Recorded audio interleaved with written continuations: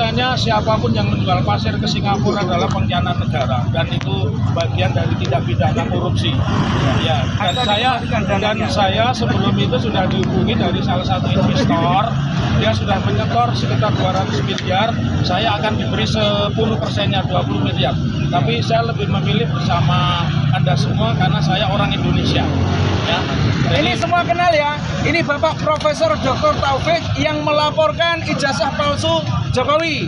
Yang kemarin sidang di mana, Pak? Kemarin sidangnya di Pengadilan Surakarta di Mabes Polri, Bareskrim. Saya diminta sebagai ahli pada saat gelar khusus ya. Dan hari ini saya hadir di tengah-tengah Anda. Harapan saya seperti semalam tidak ada aksi kekerasan. Ya, tidak ada aksi kekerasan, semua berjalan dengan normal. Dan saya juga ingin mengatakan yang namanya demo itu dijamin oleh undang-undang. Karena demo itu tidak izin, demo itu hanya pemberitahuan. Itu harus dimengerti. Atau enggak? Tidak penting memberikan pemberitahuan. Bahkan di pasal 10, 1, 2, 3, 4 itu disebutkan ketika sudah ada pemberitahuan, maka polisi harus mengukur seberapa banyak jumlah demonstran. Tugas polisi mengarahkan demo sesuai dari awal sampai akhir permohonan selesai. Jadi tidak ada istilah penggunaan kekerasan. Ya. Pemirsa yang mau foto sama Dr. Taufik silakan. Ya. Pak Taufik, ya, bila nanti ada anggota keamanan yang berusaha untuk Islam menjadi perkeruh karena dengan dasar atas nama alasan keamanan gitu. Itu gimana, Pak? Ya tidak demo itu cuma dua, kalau anarki baru diperingatkan, tapi kalau revolusi kan boleh.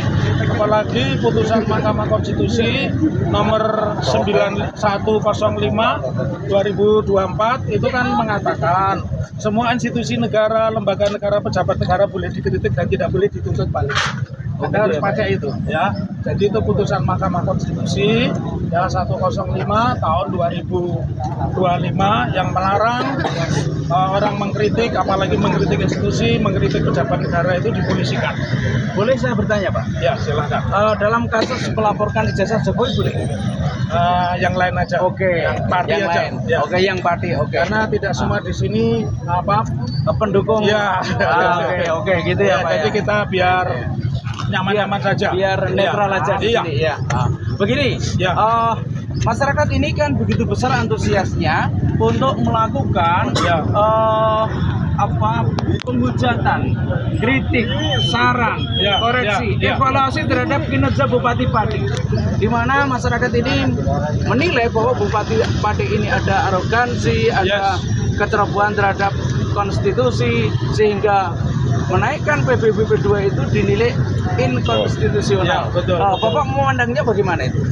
Jadi begini, saya tadi mengatakan disebut hukum itu kalau memudahkan orang, menyulitkan orang itu hukuman. Nah kalau orang tanpa tahu proses tiba-tiba suruh bayar 250 itu namanya hukuman.